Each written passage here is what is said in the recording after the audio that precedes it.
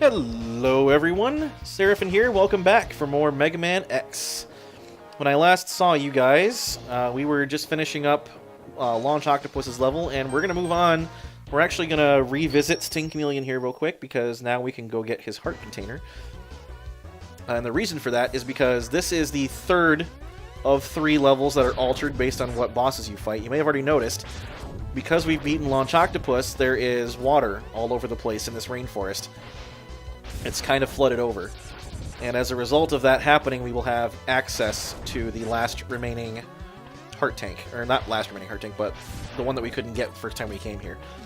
And the way that we get that is by dropping down right here. This water would not have been here otherwise. It would just been a bottomless pit, and then we have these rocks in the way that we can use with our helmet, quote-unquote, upgrade. I say quote-unquote because you'll notice I can kick the rocks and break them too. I'm not sure why I couldn't do that without the helmet, but anyway. So we needed the water because A, we need to drop down here, and B, we need the water to provide more of some buoyancy so we can dash jump over here and get the heart tank. If the water was not there, we wouldn't have been able to dash jump as far, and we wouldn't have gotten it. That thumping you hear, by the way, is right above us. That little tunnel that I walked through with those rock men. Normally when you walk through there, there's like rocks falling from the ceiling. And the reason that they didn't do that when I went through there previously is because I beat that mini-boss where the tank or the capsule was. If you beat him, then the rocks don't drop. So anyway. So there we go. We got the heart container from Sting Chameleon's level, and that just leaves Mr. Boomer Kuwanger himself. So let's get going, shall we? This guy, I like his design a lot, and he's actually a really interesting fight. He's also, however, a big pain in my butt. He's very difficult. I would argue that he is the second most difficult Maverick behind Spark Mandrill. And I only have one more heart tank to get. You'll see that it's reflected in my massive health bar there now, which is a lot bigger than it was when I started. But we'll take this guy out. Our little friends here, I forget what they're actually called, like Hammer Joes or something from the original Mega Man. They're like the spiritual successor to those. But they're very difficult if you're not careful. So I'm just going to stand right here and then jump on them. If you use a pink blast, you can kill them in one shot. So we got those crawling little wall cannons. Those things will actually dodge your shots. They will slide up and down the wall to get out of the way of your blasts if you're not quick enough. And these things are annoying because those little trip lasers on the floor, if you're standing in one of those when it's lit up, then those little guys, these things right here that are actually indestructible, will shoot at you. So you gotta wait till the laser goes away, and then you can dash through. And up here we have some more turtles. Gotta love some turtles. So I'm trying to think of some stuff that I haven't talked about with regards to the story or the mechanics of this game. I'm kind of drawing a blank here. I know I haven't shown you guys any of the Maverick weapons, really. They do a little demonstration when I obtain them, but you haven't really seen them in action. That's going to change right now. I have to switch to... I don't have to, but I'm going to do it anyway because it's more fun. I'm going to switch to the rolling shield, and I have a charged blast ready, and I'm going to let it go. So this is the charged version of the rolling shield. It actually provides you a shield. And what the nice thing about this rolling shield is, these little guys that are flying down at me with their little spikies on them, they're instantly destroyed when they hit the shield. And you'll notice the shield is still active. It's not dissipating as a result of being hit by these guys. So the really cool thing about the rolling shield is, when it's charged up, besides the really annoying sound that it makes, most enemy projectiles, like little energy bolts and stuff, it'll deflect those. And also, if the enemy is weak and dies in a single hit, it'll just outright kill him, because it counts as a weapon itself when it's active. So that includes every enemy from that elevator shaft up the entire side of this tower. All you have to do is walk into things and they die when you have this thing charged. And also, nothing dissipates the shield unless it is strong enough to get through it. Which is hilarious, because it makes most of this level absolutely trivial, as you can see here. Now, could I be doing this without the shield? Yeah, sure.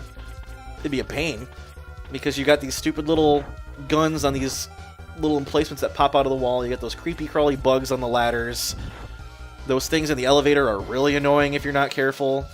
I just prefer to avoid having to deal with it. So here we have the last heart container, and it's kind of a challenge to get to. The reason being, you can't just simply dash jump up there to get around it. You don't go out far enough, really. I guess maybe you could, theoretically speaking. But anyway, There is a way around it. There's actually two ways.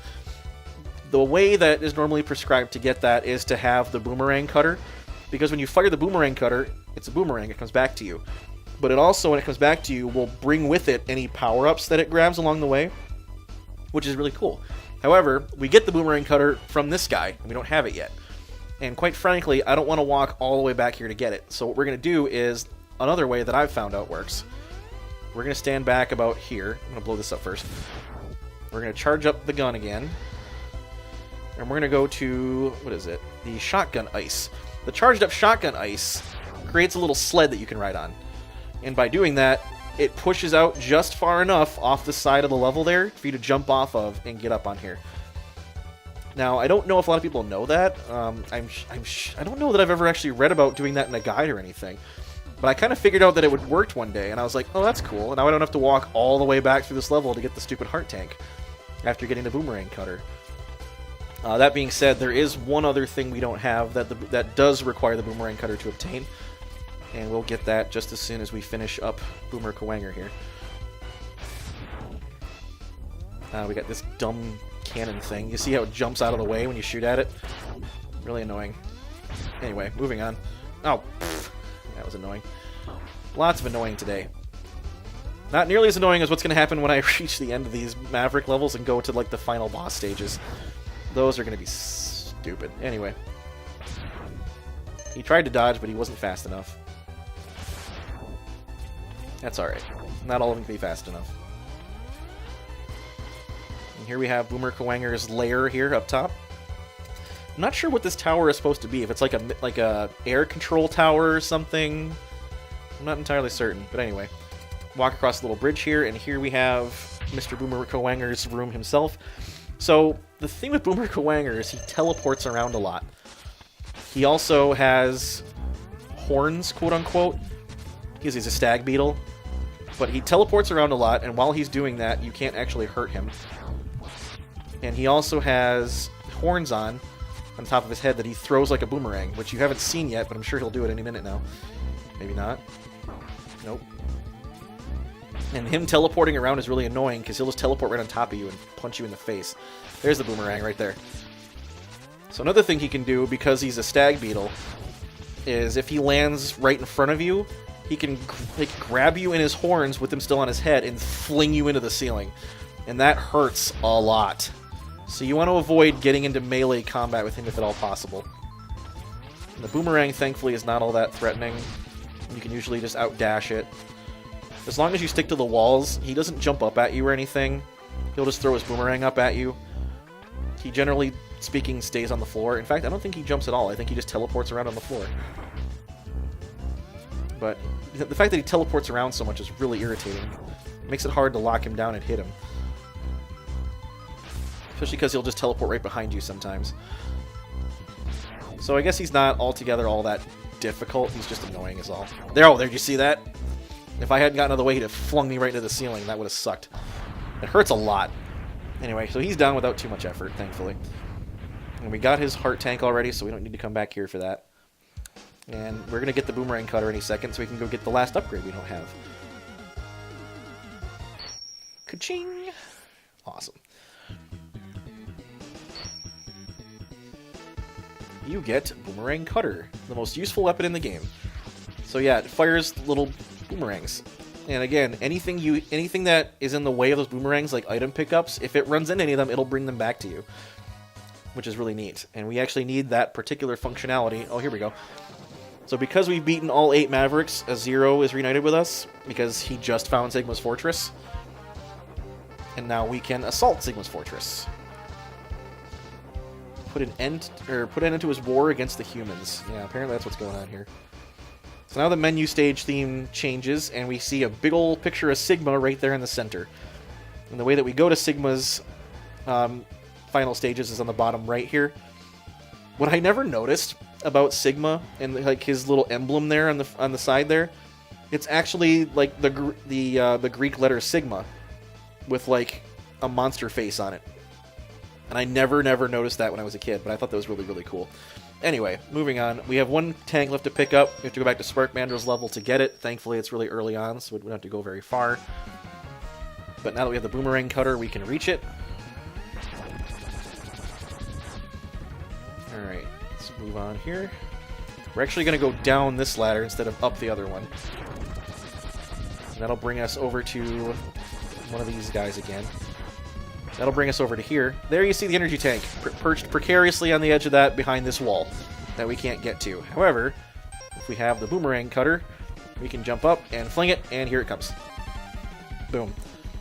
So that is all 8 heart containers and all 4 sub-tanks obtained, so we can leave. We don't have anything else to get. And I suppose we might as well jump into Sigma's Fortress. I really don't like this first area of Sigma's Fortress, but we'll do it. It's long. We'll probably get about halfway through it, and then I'll pause for the time being, but that's alright. So here we are at Sigma's Fortress with all of our upgrades, and here's Zero. Let's split up, though, he says.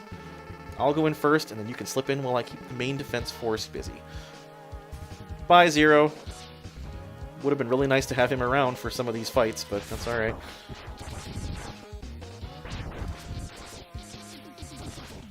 So what is Sigma's motivation for being bad? Well, it's because he went Maverick. And again, I know I haven't really explained what Maverick really means, and that's because the game doesn't really do a good job of explaining that. Not this first one, at any rate. They flesh that out a little bit more in detail in the later installments, but in this one they do a very poor job, in my opinion, of explaining that. So, needless to say, I'm not going to go out of the scripted efforts here of the game and tell you exactly what's going on, because I don't want to be that guy. I don't want to spoil anything. Here's another example where the rolling shield is incredibly useful, because you're perched on these crazy little floating platforms, and you're perched precariously over a big giant pit, and this part gives me like heart palpitations, I swear, because if you don't perfectly jump on these platforms, then you just fall to your death. And as you can see here, I'm already having trouble with it, because no matter how many times I do this, I never feel all that confident with doing it. This part's especially annoying. Oh jeez. Alright. So far so good. I think we're past the worst of it. Yep, here we go. Alright, we made it. Perfect. That was what I was worried about. I'm sorry if that was... I'm really quiet for that part, but I hate doing that part. Anyway, moving on. So yeah, I'm not gonna spoil anything beyond what's actually explicitly told to us in this game. I don't want to spoil anything for the future installments, mostly because I actually kind of want to play through some more of these. At least X2, X3, and X4. This one's my favorite of the X installments, but X4 is also really, really, really freaking good. If this one wasn't my favorite, X4 would be, by far, there's no question. X2 I'm not really all that big of a fan of. X3 is quite good, though. Or am I thinking backwards? I think X2 is the better one, X3 is kind of meh. X5 I don't like at all. In fact, I don't think I've actually beaten that one. I've beaten all the Mavericks, but I haven't beaten Sigma at the end of X5. I just don't like it. I know a lot of people are like, "What? Why?" Yeah, I don't know. I'll explain it if I ever decide to play it, that one on here. Huh. By the way, I couldn't move for that bit while that was going on, so that's why I was standing there. Anyway, we just heard a bunch of stuff going on, and we don't know what it was. Moving on. What's going on over here? Oh, it's Vile again. My favorite. And it seems that he has captured Zero in some kind of stasis tank here. Blast him. Dream on, Zero. It's so funny.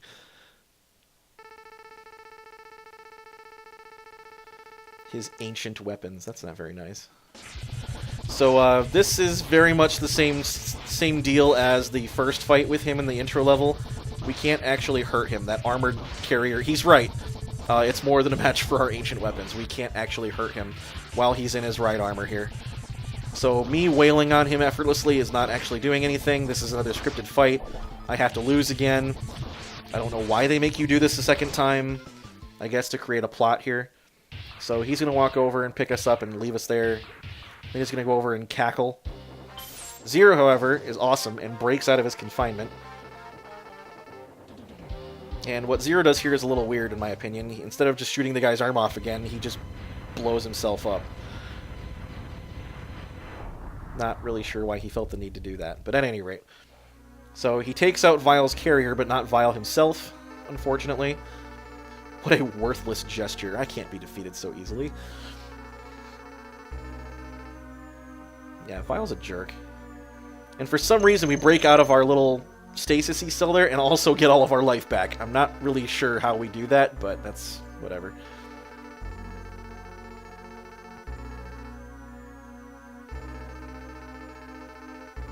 Prepare to be terminated. So now we get to fight Vile properly.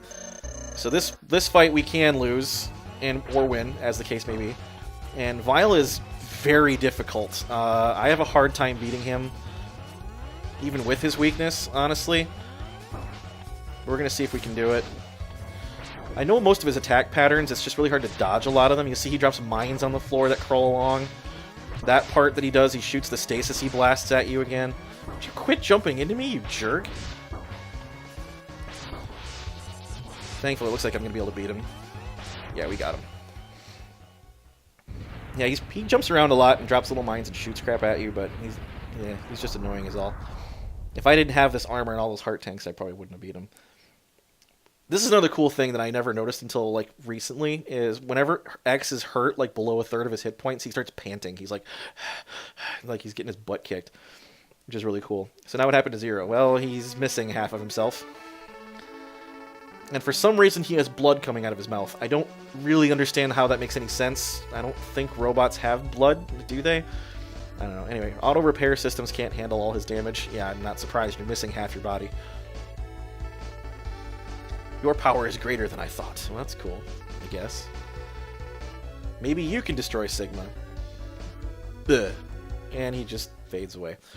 So something cool, if you didn't know, if you got all the way up to this point and didn't have all of the armor upgrades, especially the arm cannon, Zero would actually give you his right there. So if you did not already have the X-Buster upgrade, you would automatically get it from Zero right there after he dies. Because, quite frankly, you need the arm cannon upgrade to even hurt Sigma.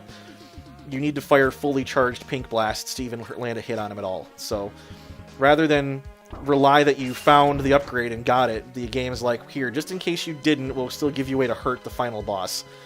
You're still going to be in a bad way if you don't have all the upgrades, because good luck defeating Sigma without the body armor.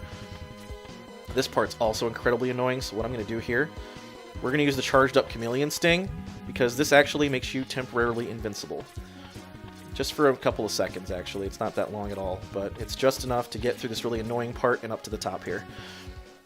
Because trying to ascend this shaft with all these stupid cannons and the little whirly gigs that come from the top and those hammer joes, it's just too much. But at any rate, we're going to pause it right there. We're actually going to have to fight, in typical Mega Man fashion, we have to fight all the 8 Mavericks all over again before we can get to Sigma. So that's what's up installed for us for the next episode, but we'll get to that next time. So until that time, thank you all very much for watching. I really do appreciate it.